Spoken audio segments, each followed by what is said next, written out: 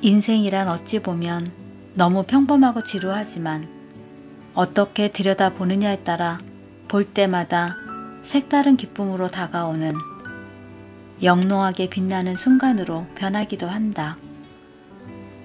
안녕하세요. 샬롯입니다. 모모북스에서 출간한 9단어는 4명의 작가가 전하는 각기 다른 색으로 빛나며 작은 깨달음과 온기와 감동을 주는 신간 에세이 오늘 준비했습니다. 그 중에 기적과 살아보니 비로소 깨닫게 된 것 2편을 들려드리겠습니다. 기적. 세상에는 누군가에게 말하고 싶지 않은 비밀 이야기가 하나씩 존재한다. 나 역시 단 한 명에게 풀어놓지 못하는 이야기가 있다. 바로 나의 가장 소중한 딸이자 나의 영원한 친구 YJ. 2008년 아름다운 5월의 신부가 되어 가족이라는 새로운 공동체를 이루게 되었다. 신혼은 충분히 즐겨야 한다는 결혼 선배들의 조언을 듣고 6개월간 둘만의 신혼생활을 보냈다. 어느 날 너무 귀엽고 사랑스러운 연년생의 조카들을 보면서 엄마가 되어야겠다고 결심했다. 하지만 1달, 2달, 석 달이 지나며 연속된 실패를 맛보게 되었다. 마음만 먹으면 임신이 될 줄 알았던 아니란 생각은 점점 우울감과 두려움으로 변해가기 시작했다. 20대 초반에 난임 전문병원에서 근무했었는데 그토록 많이 만나왔던 난임 부부들의 상황이 설마 우리의 이야기가 될 줄이야 꿈에도 상상하지 못한 일이었다. 주사실에서 수많은 환자에게 주사를 놓던 내가 이제는 스스로 주사 바늘을 몸에 찔러야 하는 상황이 되었다. 병원에 안 가도 된다는 편리함과 동시에 알코올 솜으로 문질러주는 사람이 없다는 외로움이 밀려오며 만감이 교차했다. 25. 아직 젊은 나이이기에 한 번에 성공하겠다는 자신감으로 걱정이 되지 않았다. 하지만 그 희망을 저버리고 첫 번째 시술은 실패로 돌아왔다. 다시 뒤이어 2번째 시술을 준비했지만 그 역시 성공하지 못했다. 주변 친구들은 허니문 베이비도 잘만 찾아오고 남편과 눈만 마주쳐도 임신이 된다는데 왜 나에게는 아이가 순조롭게 찾아오지 않는 걸까? 당시 정부에서 난임 부부들을 위해 시술비를 3차까지 지원하고 있었기에 마지막이라 생각하고 3번째 시술을 준비하며 병원까지 옮겼다. 다시 매일 주사를 맞아야 하는 일상이 힘들었지만 예비 엄마들이 모인 카페 글들을 보며 서로 위로하고 응원하며 하루하루를 버텼다. 시술이 끝나고 결과가 나오는 2주간의 시간이 마치 2년같이 느껴졌다. 여자의 육감과 엄마의 촉은 무섭다고 했던가. 결과가 나오기 3일 전부터 이상하게 마음이 편안했다. 그간의 모든 걱정이 사라지기 시작하면서 자연스레 출산 준비를 해야겠다는 느낌이 들었다. 그렇게 3번의 인공수정을 끝으로 그토록 원하던 엄마가 되었다. 너무 기다렸던 임신이라 심장 소리를 듣자마자 나는 곧장 인부복을 싸기 시작했고 아직 나오지도 않은 배를 마치 자랑이라도 하듯 한껏 내밀고 다녔다. 1달에 한 번 태교 여행은 물론 먹고 싶은 음식들도 마음껏 먹으며 행복한 임신부의 삶을 지내고 있었다. 33주가 되어 정기검진을 받던 날 뱃속에서 잘 놀고 있는 아가를 보며 흐뭇하게 집에 돌아왔다. 그런데 일주일 후 유난히 뱃속에서 따국질을 잘하던 아기는 이상하게 태동도 따국질도 예전 같지 않았다. 초음파를 보던 교수님은 고개를 가우뚱하시면서 의미심장한 말씀을 건네셨다. 아이가 심장은 뛰고 있어서 다행이지만 움츠린 자세가 아니라 팔다리가 축 늘어져 양수 위에 떠 있는 것 같아요. 큰 병원으로 가보시는 게 좋겠습니다. 만약 응급 상황이라면 출산해야 해서요. 한 주만 더 버티면 좋으련만. 그 이야기를 들으면서 아직 상황 파악은 되지 않았으나 지금 바로 출산할 수도 있다는 말에 그저 신기하고 설레기만 했다. 의사들이 말하는 마의 34주. 그렇게 나는 난생 처음 산소호흡기를 끼고 응급차에 실려서 대학병원으로 이송되었다. 병원에 들어서자마자 1분 1초가 위태롭다며 하얀 가운을 입은 사람들이 분주하게 응급수술 준비를 하고 있었다. 몇 시간이 지났을까? 눈을 떠보니 회복실이었고 아기의 안부를 묻는 나에게 남편은 엄마 몸이 더 중요하니 회복 먼저 하라고 했다. 배를 가르는 수술이 이렇게 힘든지 몰랐다. 침대 옆에 놓여있는 신발을 보며 내가 다시 저 신발을 신을 수 있을까 하는 생각이 들 만큼 회복하는데 너무 힘들었다. 아마 수술 준비를 제대로 하지 못한 상태에서 무리하게 전신 마취를 해서 더 그랬을 것이다. 3일이란 시간이 지났다. 조금씩 내가 회복되고 있을 때쯤 남편이 할 말이 있다며 무겁게 말을 꺼냈다. 여보, 우리 아가는 보내줘야 할 것 같아. 이제부터 우리가 마음을 단단히 먹어야 해. 이게 대체 무슨 말이지? 농담이라고 하기에는 너무 진지해 보였다. 남편이 쪽잠을 자고 있을 때도 핸드폰을 손에 꼭 쥐고 있던 게 바로 이 때문이었구나. 언제라도 신생아 중환자실에서 연락이 오면 바로 달려가 우리 아이의 마지막을 함께하기 위해.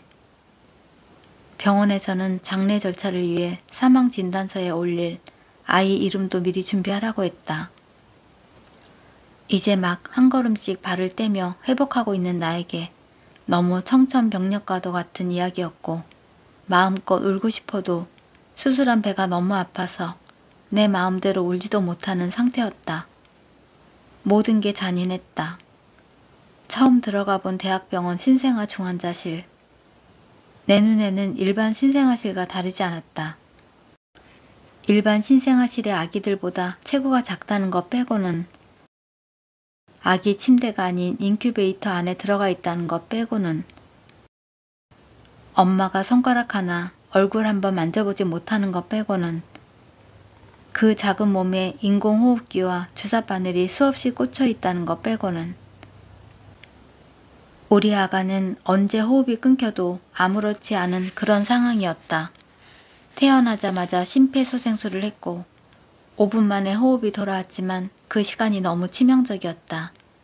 뇌에 구멍이 생겼고 자가 호흡이 위태로웠으며 부정맥, 부종, 황달 등 각종 병명이 차트에 수도 없이 나열되어 있었다. 담당 교수님이 말씀하시길 이런 아이는 길어야 일주일 정도 살 수 있다고 했다.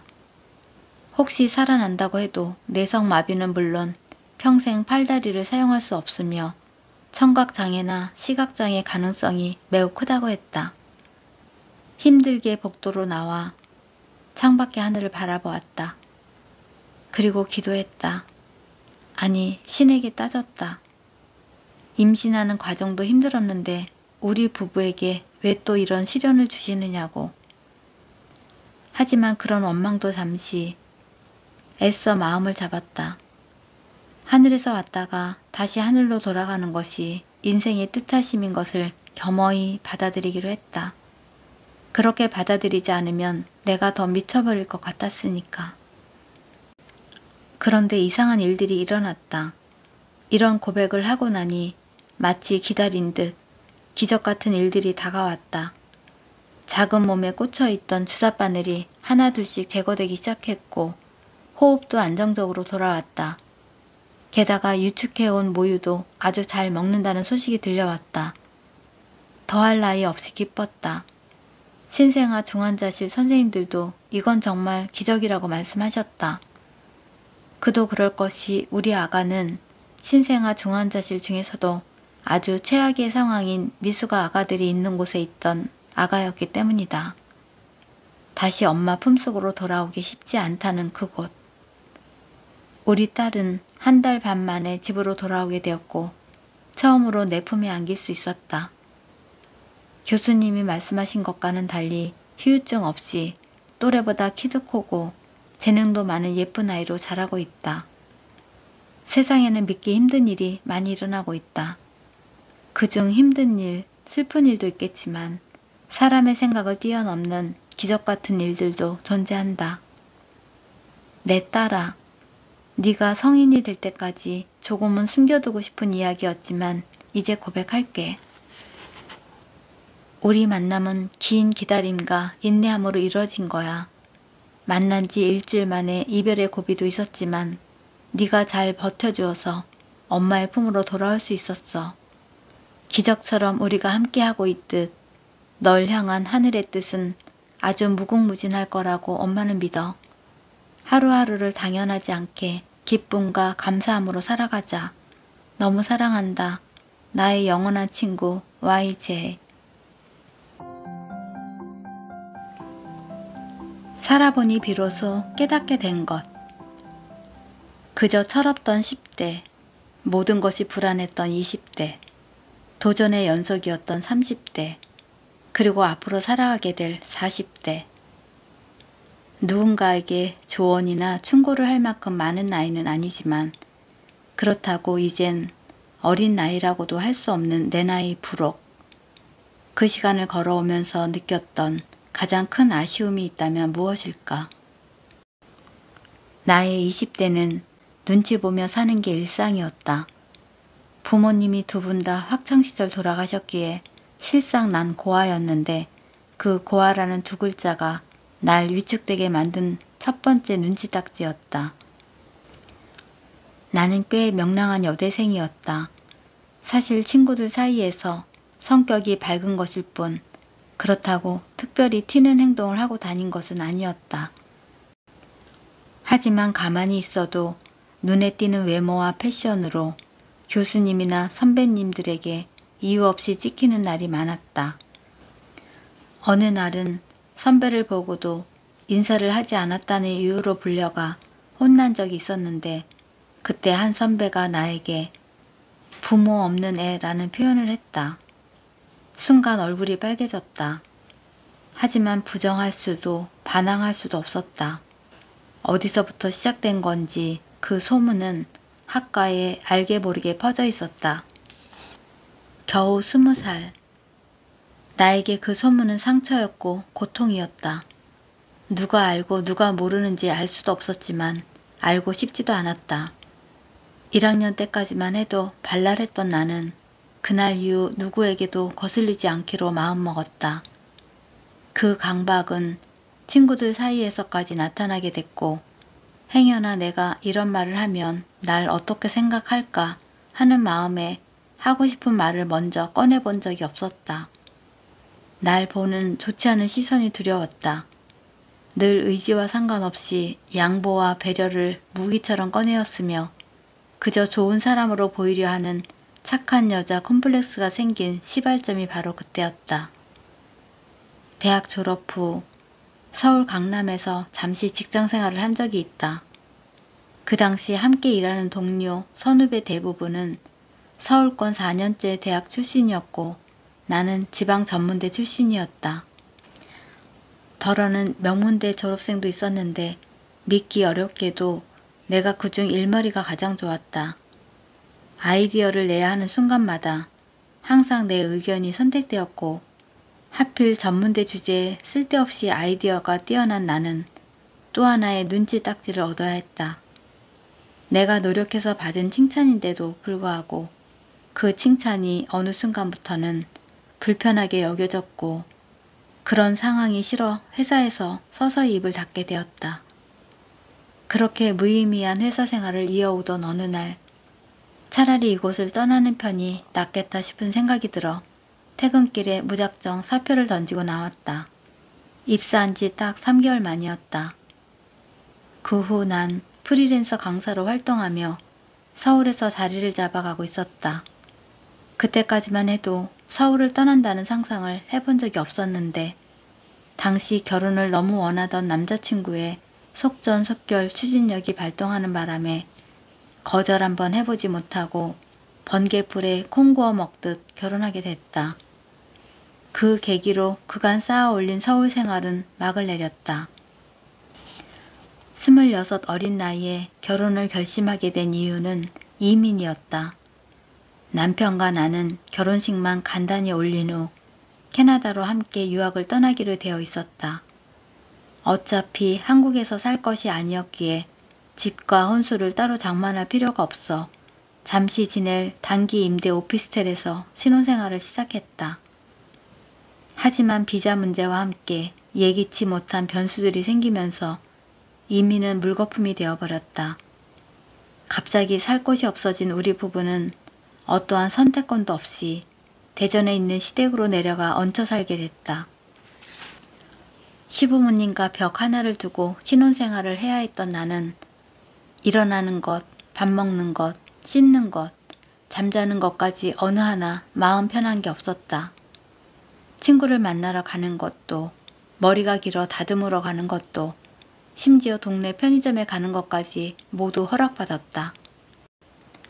2년의 합가 기간 안에 자연스레 아이가 생겼는데 친구나 친정 식구들이 아기를 보러 오는 날이면 행여나 어머님 아버님께서 불편해 하실까 노심초사 눈치만 살피느라 그간의 근황을 전하는 둥 마는 둥이었다.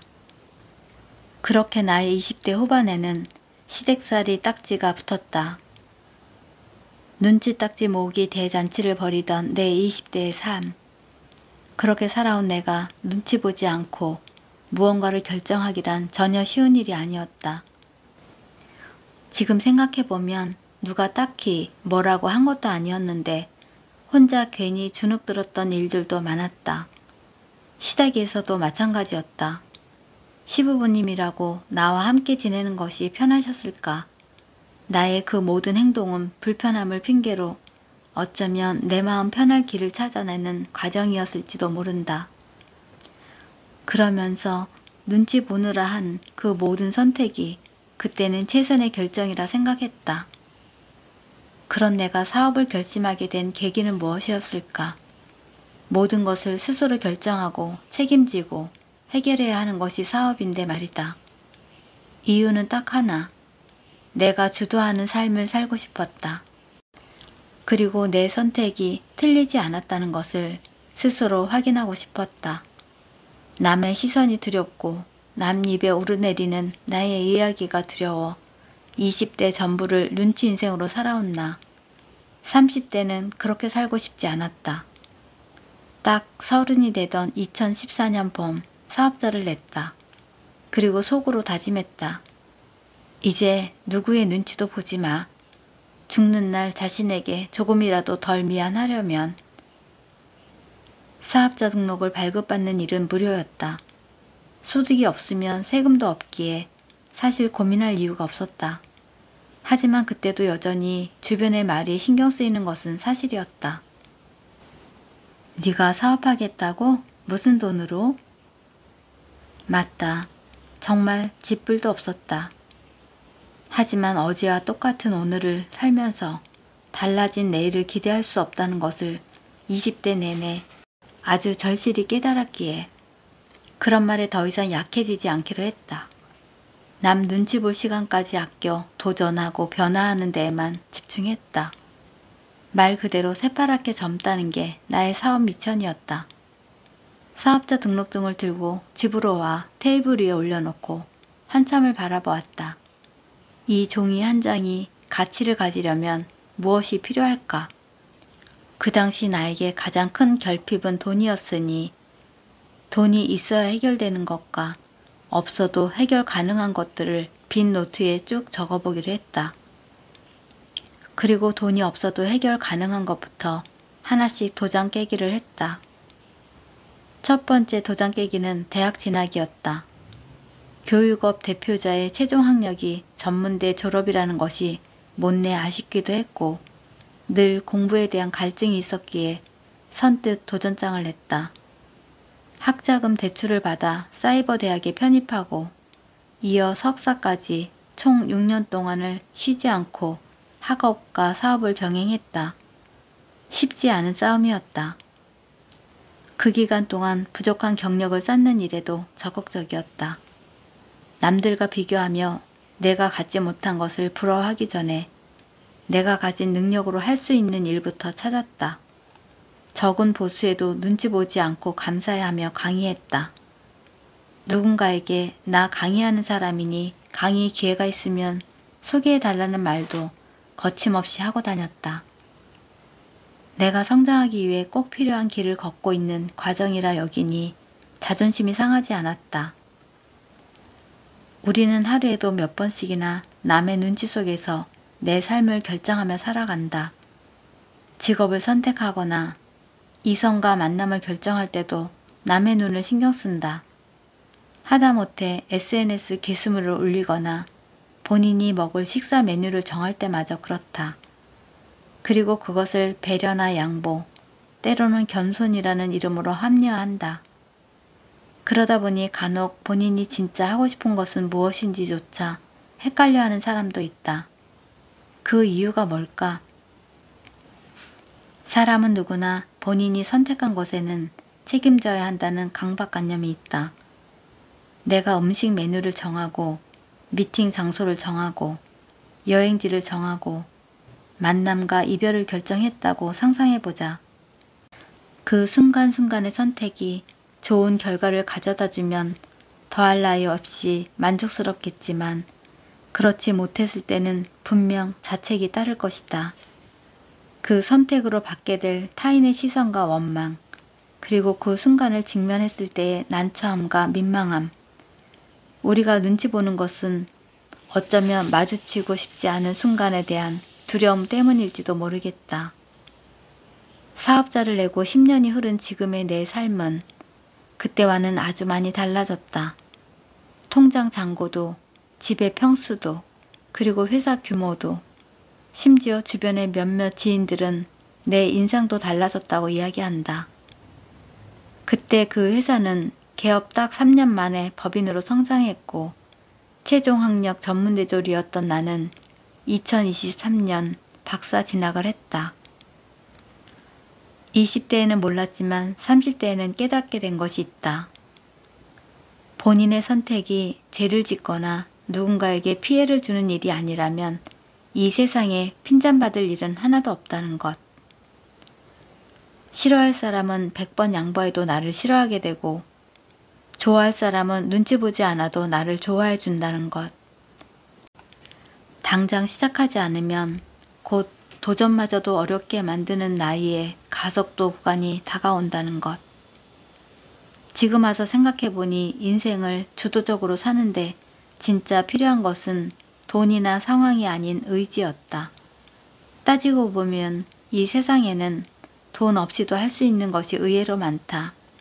하지만 의지는 나이가 들수록 꺾인다는 사실을 누구도 부정할 수 없다. 그러니 인생에서 가장 젊은 지금을 미천 삼아 조금 더 당당하게 선택하고 결정하면서 본인의 인생을 만들어 갔으면 좋겠다. 물론 모든 선택의 끝이 낙원이 아닐 수 있다. 하지만 최소한 삶에서 나를 위해 소비하는 시간이 남 신경 쓰느라 포기하는 시간보다는 더 많아야 하지 않을까. 그러니 망설이지 말고 눈치 보지 말고 조금 더 가감하게 인생을 설계해 보아도 괜찮다고. 진짜 하고 싶은 것이 있다면 그것을 부정적으로 바라보는 사람의 시선을 이겨야 한다고. 그리고 마침내 내 말이 맞았다는 것을 그들에게 결과로 증명해 보이는 일. 그것이 나를 눈치 보게 만든 사람들을 이기는 유일한 방법이라고 말해주고 싶다.